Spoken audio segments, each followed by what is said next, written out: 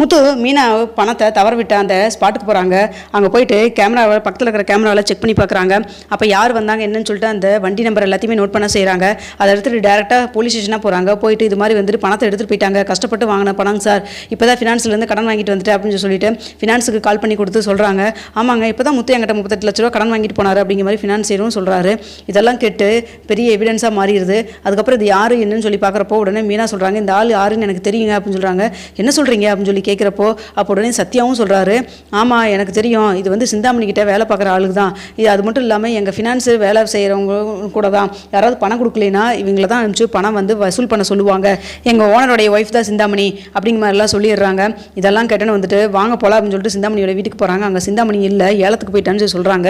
உடனே வந்து கால் பண்ணுறாங்க, சிந்தாமணிக்கு கால் பண்ணி எங்கே இருக்கீங்கன்னு சொல்கிறப்போ இப்போ ஏலத்தில் இருக்கங்க அப்படின்னு சொல்லி அங்கேயே இருங்க மேடம் அப்படின்னு சொல்லிட்டு அங்கே போகிறாங்க. போனோன்னு வந்துட்டு இந்த ஏலத்தை நிறுத்துங்க, முதல்ல இவங்க பிளான் பண்ணி பணத்தை வந்து இவங்க கொண்டு வந்து கட்டக்கூடாது அப்படிங்கிறக்காக ஆள் வச்சு இவங்களே 38 லட்ச ரூபாய் திருடி இருக்கிறாங்க அப்படின்னு சொல்கிறாங்க.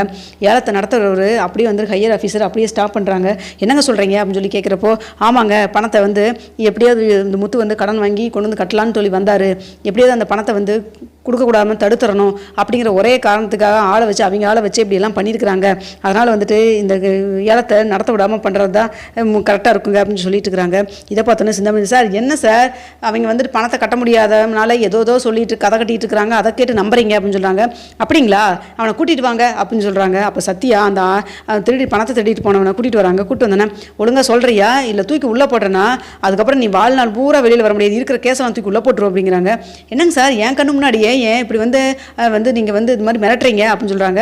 நீங்களே உங்கள் வாயில் சொல்லிட்டீங்களே இது ஏன் ஆள்னு, அப்புறம் இதில் என்ன இருக்குது அப்படின்னு சொல்லிட்டு இருக்கிறாங்க. இதை பார்த்துருக்கு, ஏங்க இப்படிலாம் பண்ணுறீங்க நீங்கள், நான் கூட உங்களை என்னமோ நினச்சேன் இப்படிலாம் பண்ணுறீங்களான்னு சொல்லிட்டு ஏலத்துக்கு ஒரு வந்து ஸ்டாப் பண்ணிடுறாங்க.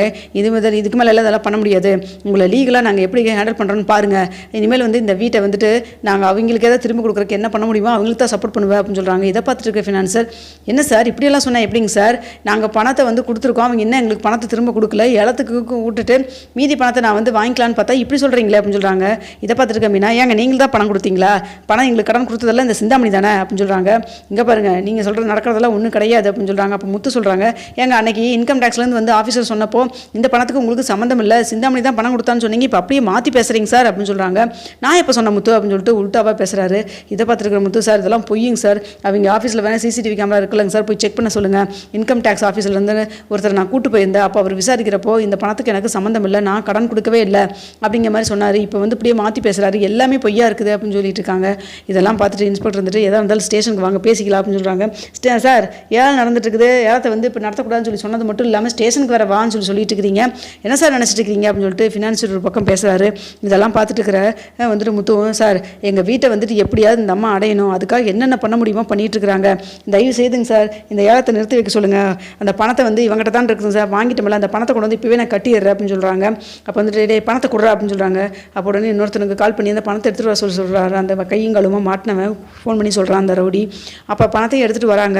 எடுத்துகிட்டு வந்து முத்துக்கிட்ட கொடுக்கவும் செய்கிறாங்க. அதுக்குள்ளே இங்கே சிந்தாமணி வேறு ஏதாவது ஐடியா பண்ண முடியுமான்னு சொல்லிட்டு யோசனை மேலே யோசனையாக பண்ணிகிட்டு இருக்காங்க. ஆனால் எதுவுமே வேலைக்காகல. பணத்தை வந்து ஆன் த ஸ்பாட்லேயே வந்துட்டு முத்து கட்டவும் செய்கிறாங்க. அப்போ சொல்கிறாங்க, இந்த ஜப்தியெல்லாம் கேன்சல் பண்ணிடுறாங்க, இந்தாங்க இந்த நோட்டீஸ் இனிமேல் இல்லை அப்படின்னு சொல்லிட்டு முத்துவுடைய கண்ணு முன்னாடியே அதெல்லாம் கிழிச்சு போடுறாங்க. இதை பார்த்துருக்கு சிந்தாமணிக்கு அப்படியே வயிறுவாய் எரியுது. அப்போ வந்துட்டு மீனாட்ட சொல்கிறாங்க, என்ன வீட்டை திரும்பவும் கிடச்சிருச்சுன்னு சொல்லி சந்தோஷப்படுறீங்களா, இந்த வீடு எப்பவுமே உங்கள் கையில் நிலையாக இருக்காது, இருக்கவும் நான் விட மாட்டேன் அப்படின்னு சொல்லி பேசிட்டு இருக்கிறாங்க. இங்கே பாரு, உன்ன மாதிரி எத்தனை பேர்த்த பார்த்துருப்போம், நாங்கள் நேர்மையாக இருக்கோம், நேர்மையாக சம்பாதிக்கிறோம், உன்னால் என்னையெல்லாம் இன்னும் எதுவும் பண்ண முடியாது அப்படின்னு சொல்லிட்டு இவங்க மீனா வந்து சவால் விடுறாங்க. அப்போ முத்து சொல்கிறாங்க, என்ன ரொம்ப வயிற்றுச்சலாக இருக்குதா, என்ன வீடு திரும்ப வந்துருச்சுன்னு சொல்லிட்டு, நாங்கள் நேர்மையாக இருக்கோம், எங்கள் பணம் எங்கள் வீடு எதுவுமே எங்கள் கை விட்டு போகாது அப்படிங்கிறது மட்டும் எனக்கு தெரியும் அப்படின்னு சொல்லி பேசுகிறாரு முத்து. அடுத்து அண்ணாமலைக்கும் விஜயாவுக்கும் கால் பண்ணி அவங்கள வர சொல்கிறாங்க. அண்ணாமலை முத்து ரொம்ப சந்தோஷமாக வராங்க. அப்போ உடனே வந்துட்டு எங்கள் அண்ணாமலையும் விஜயாவும் சந்தோஷமாக வராங்க. விஜயா சொல்கிறாங்க, எங்கள் மனோஜுக்கு கால் பண்ணி சொல்கிறாங்க அவனும் வரட்டுங்க அப்படின்னு சொல்லிட்டு இருக்காங்க. அப்போ வந்துட்டு கூட ரவிதா வந்துட்டு இருக்காரு. ரவிதா கார் ஓட்டிகிட்டு வராரு. ரவி சொல்கிறாமா, நீங்கள் தயவு செய்து அவனை மட்டும் வர சொல்லாதீங்கம்மா, நான் அவன் மேலே செம கடுப்பில் கோவத்தில் இருக்கிறமா அப்படின்னு சொல்கிறாங்க.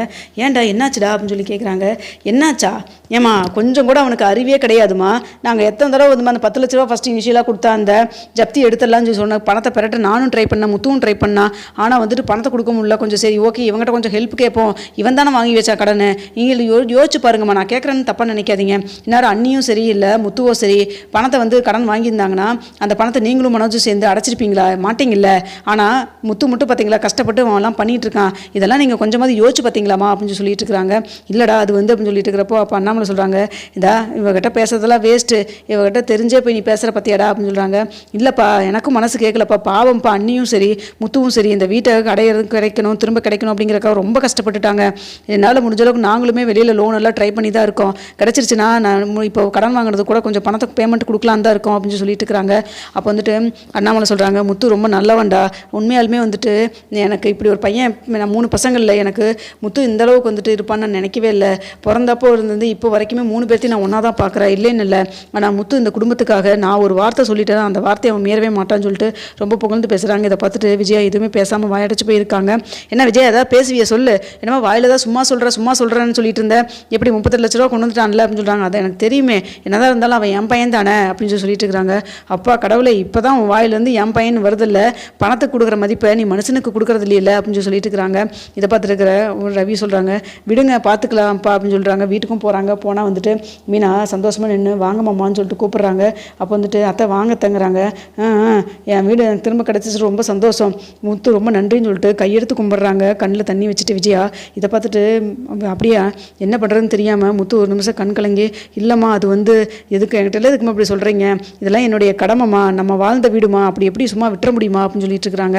இதெல்லாம் பார்த்துட்டு அண்ணாமலைக்கு ரொம்ப சந்தோஷமாயிருது. முத்து உண்மையாலுமே நான் உன்னை பையனாக கிடைக்கிறக்கு கொடுத்து வச்சிருக்கணும் அப்படின்னு சொல்லி பேசுகிறாங்க.